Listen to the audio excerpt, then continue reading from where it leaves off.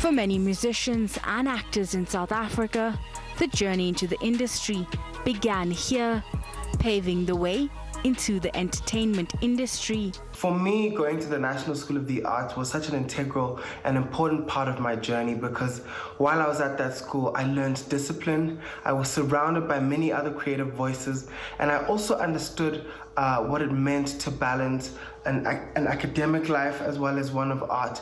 Many times in the music business, you are needed to balance the business side of things as well as the creative. The National School of the Arts opened me up to many opportunities in working in the industry, but it also allowed me the space to learn about the industry in a practical way, but also theoretically, and just taught me the discipline that it takes to be an artist in the context of Africa, especially here in South Africa.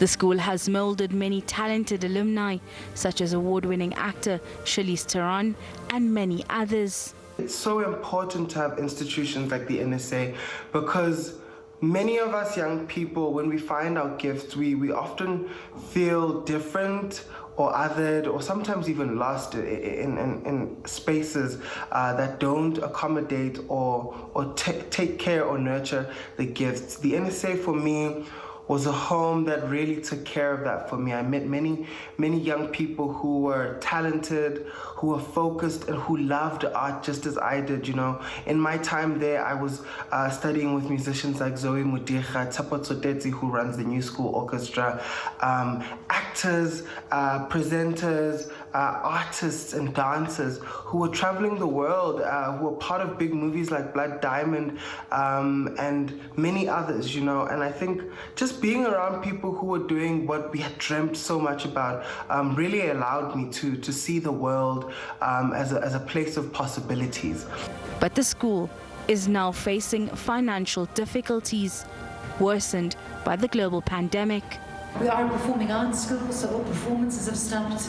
Our children's practicals are very difficult to do. Our dancers are all dancing, social distancing.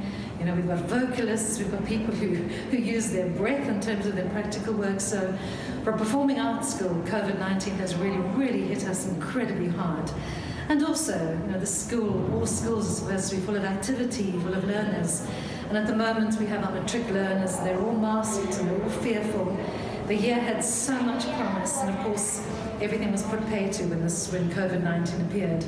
So yes, the school it has been very difficult just to run as an art school. And also in addition to that, you know, parents are struggling. It's difficult, you know, people are feeling the pressure of loss of income.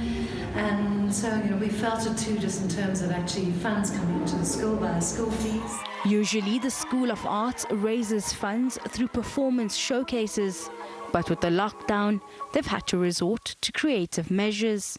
We've tried different initiatives to make sure that we do have funds coming into the school. And we started an initiative called, on the Back a Buddy platform, called 21 Bursaries for 2021. It's optimistic. It talks about the future, that yes, there is going to be a 2021 and we need to be ready for it. So we are encouraging alumni, friends of the school, lovers and supporters of the arts to visit our platform to ensure that we can actually be operating at the standard of excellence that the National School of the Arts is renowned for. The Gauteng Education Department says the school will receive an additional funding of 3 million rand along with the current support it receives. Hasina Gori, SABC News, Johannesburg.